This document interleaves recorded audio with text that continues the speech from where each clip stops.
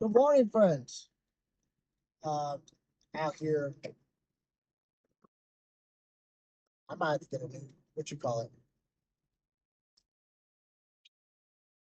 Maintaining friendship is hard.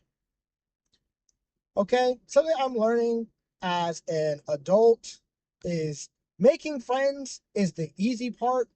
Maintaining a friendship is extremely difficult. Okay, as of right now, and man, walking up to somebody, finding something you have in common, and building off of that is the easiest part of having friends.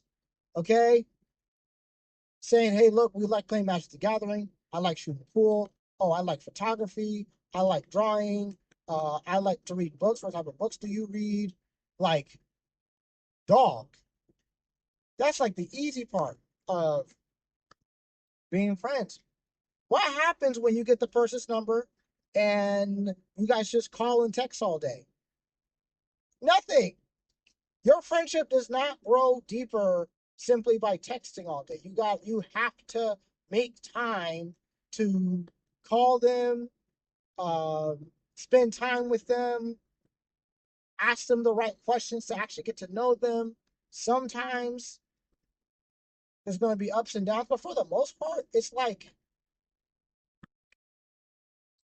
tedious. It's tedious having to do it all the time. Like, why can't we just be friends and then be friends forever? And that's it. I'm gonna stop that. Um, and then why can't we just be friends forever after that? Okay, I've had plenty of coworkers. Now this is not like a big deal for me, but just as an example, I have plenty of coworkers that I work together that say they were my friends at the time, and now we don't even talk anymore. We don't know each other. There are people from middle school and high school that I still talk to on a regular basis, and that's not that's not too bad. But here, when I have my friends here in Vegas, like being the one to have to set up all the events, set up most of the hangouts. Sorry, let me be fair. Stop. Let me be fair. Having to set up most of the hangouts, having to set up most of the hangouts is tedious work. It's kind of irritating at times. What do you mean I have to set up all this stuff? And ultimately, it's an investment into a relationship. Okay. And ultimately, it's on you to either have the discretion or have the wisdom to be able to identify who is your friend and who is not. Okay. And it's going to be, for the most part, based off your values. I'm going to use myself as an example. Something that I care about in a friendship is initiation and reciprocation. If you do not initiate time with me and I have to initiate every single time or most of the time, or if I'm basically doing all of the initiating, especially at the beginning of the relationship, I don't think you're my friend. In my heart of hearts, I will try my best to be your friend, but like after maybe 6 to 8 months of constant effort of trying to hang out, and then I'll stop altogether just to see if you'll hang out, is a lot of time and a lot of effort, um, for nothing, for nothing. And sometimes you got to give some people some time and some room to grow. Sometimes they're just unfamiliar with you, and they don't really know how to navigate friendship with you. So you got to give them some time. That's why I say 6 to 8 months. After that 6 to 8 months, I can't really help you. I can't help you because I've tried. I'm gonna stop, and if you ask me why, I'm gonna tell you why. There's no reason to have beef with people.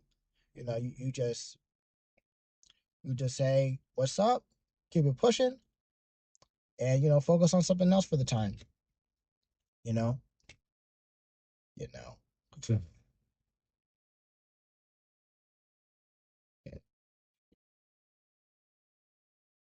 Learning how to understand people is a life skill, or trying to get to know people is a life skill. You know, uh, shut up, Miles. Stop saying It's a life skill. Okay.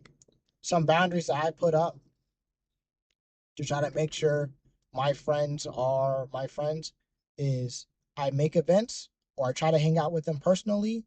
And if at no point over the next 6 to 8 months they decide to initiate with me on a consistent basis, it should at least be 50-50, depending on your schedule, obviously. Depending on your schedule, have some grace. People have lives. But it should at least be like half the time you trying to hang out and them trying to hang out with you. Okay? Initiation, reciprocation. Because some people will use you.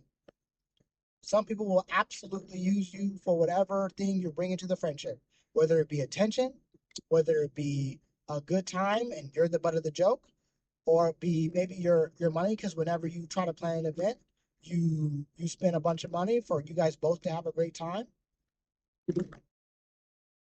Dude, like outside of that, there's no need to be doing all that for someone who doesn't want to be your friends after 6 to 8 months. After 6 or 8 months, and you got to learn to ask questions. You got to learn to ask questions. What I do when I go out with friends, I have at least 5, 6 questions lined up before I meet them, and I ask those 5 to 6 questions, and I try to remember the information, and I write it down in my notes or whatnot, and then I review it after I hang out, after I drop them off, or after our events are done or whatnot, and I just review, and then later on I either bring it up, or for their birthday or for a special event, I based off the questions that I asked, based on the question I asked, I curate, the gift to them. It's just useful information. Just Google the questions. Ask Chat GPT, Perplexity, whichever you prefer. Okay? Just ask the questions. Ask the questions and remember it so that you can say that I put an effort into our friendship and you didn't. And that's why I don't talk to you no more. Okay? It's about mutual effort, but also understanding when to back off.